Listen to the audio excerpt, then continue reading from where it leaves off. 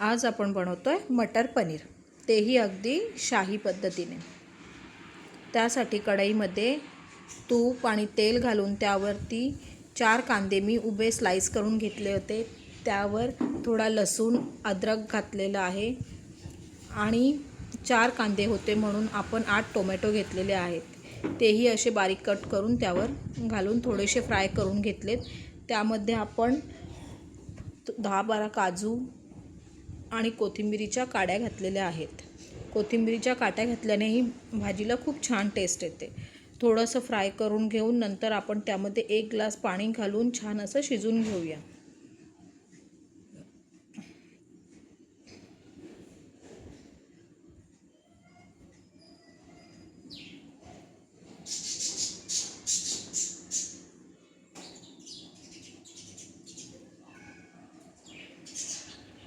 बघू शकता आपली ग्रेव्ही छान शिजलेली आहे। आता आपण ती काढून घेऊ। पनीर आपण थोडंसं तूप घालून त्यावरती कढईमध्ये फ्राय करून घेऊन त्याचे स्लाइस करून घेतलेले आहेत। आता आपण सगळे मसाले पहिला एका प्लेटीमध्ये काढून घेऊ। डायरेक्ट तेलामध्ये टाकताना मसाले जळून जातात, त्यामुळे कढईमध्ये तेल गरम होईपर्यंत आपण सगळे मसाले बाजूला काढून सगळे एकत्र करून तेल गरम झालं का त्यामध्ये घालून छान असे परतून घेऊ। मग त्यामध्ये आपण जी ग्रेव्ही तयार केलेली आहे ती घालून घेऊया।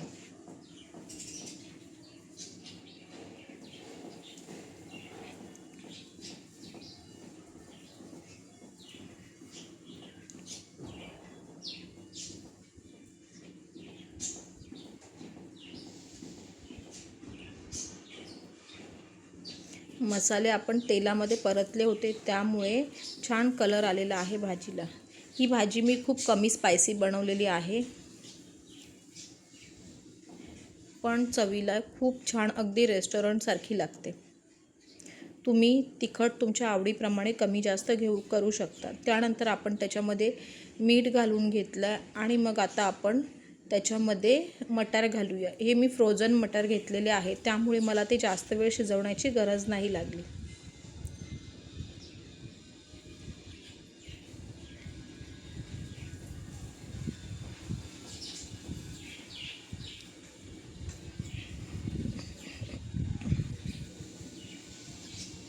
आपण अगोदर मटार घालून 5 मिनिट चांगले त्याच्यामध्ये वाफ काढून घेऊया ग्रेव्हीमध्ये।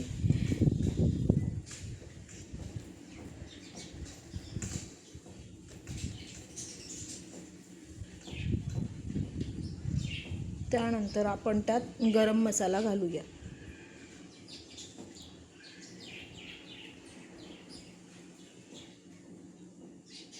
यात मी थोडीशी साखर घातलेली आहे।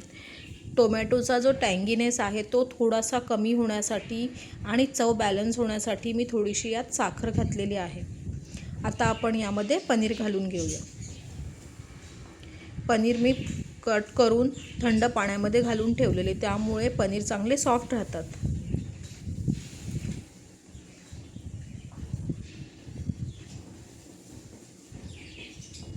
सगळं छान एकत्र करून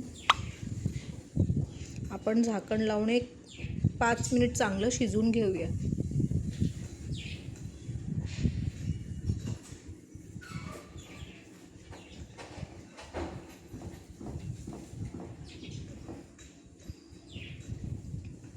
आता आपण यामध्ये कसुरी मेथी घालू।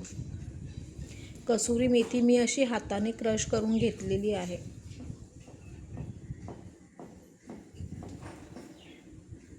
भाजी तुम्हाला जेवढी थिक पातळ हवी असेल तेवढी तुम्ही तुमच्या आवडीनुसार करू शकता, पण ही भाजी रेस्टॉरंट स्टाईल असल्यामुळे आपण थोडीशी थिक बनवणार आहोत। आता आपण या स्टेजला घालूया फ्रेश क्रीम।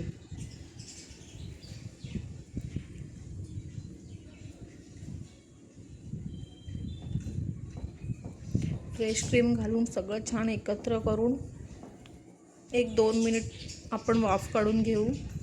बघू शकता भाजी किती छान थिक झालेली आहे आणि ग्रेव्ही ही खूप छान झाली आहे।